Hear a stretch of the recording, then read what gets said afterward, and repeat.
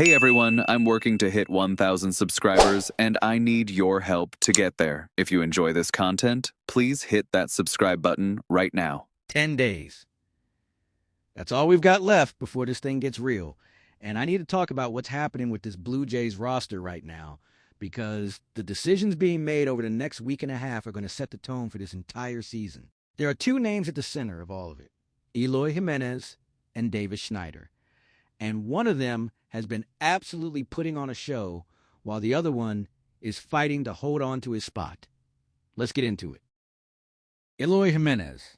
I covered this guy a couple weeks back and told you to keep your eye on him, and man, he has not let up. As of March 16th, he's sitting at an 861 ops this spring. Now, yeah, that's dipped slightly from the 937 he was carrying earlier in the month, but we're talking about a tiny sample size here.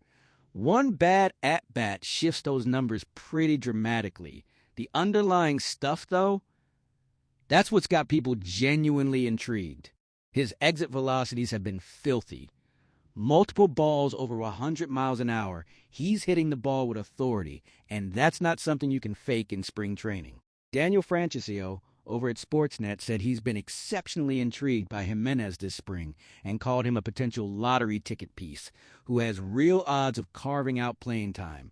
That's not nothing coming from someone who covers this team every single day. Here's the context that makes this so interesting. When the Blue Jays signed Eloy, everyone understood what the deal was. Low risk, high upside, see what happens. He came in and transformed his body. Hector Gomez reported he continued doing that again this offseason, and now it's showing up in the box score.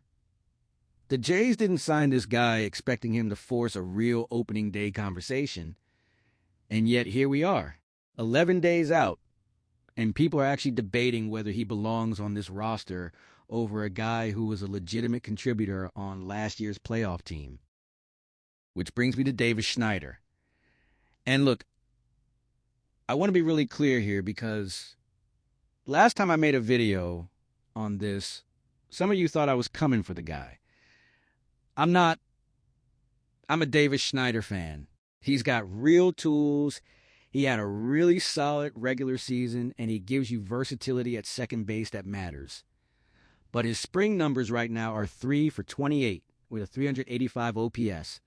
And that is a tough number to defend, no matter how much goodwill he built up last year. Even he would tell you that.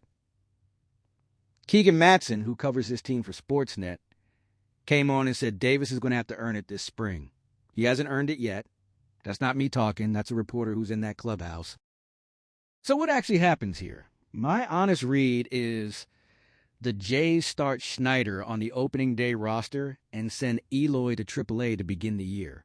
Schneider was part of the culture last season. He gives you that backup infield option. And the Jays have historically valued defensive versatility and contact skills when it comes to bench decisions. Eloy going down doesn't mean it's over either. He said publicly that whatever the Jays have in store for him, he's ready to work.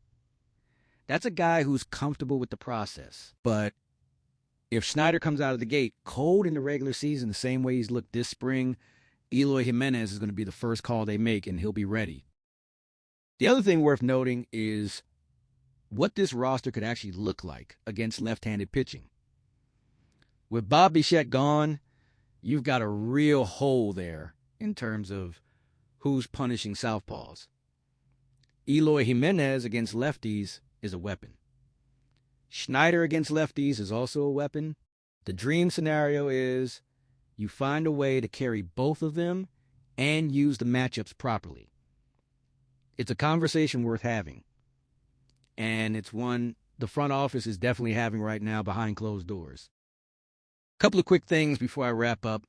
Kevin Gausman threw a minor league game yesterday, exactly 70 pitches against the Phillies, and he leaned heavy on the changeup. He's talked openly about wanting to incorporate it more in 2026. Alongside the fastball splitter combo that's already elite. Gausman in his mid-30s still actively looking for ways to get better. That's why this guy is the opening day starter, and that's why this rotation is dangerous. And Vlad.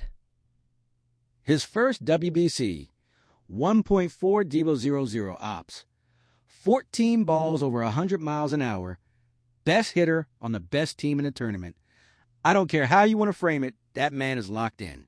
Pair a monster Vlad year with Kazuma Okamoto, a healthy Eloy Jimenez as a wild card piece, and this offense could genuinely be special. Drop your thoughts below.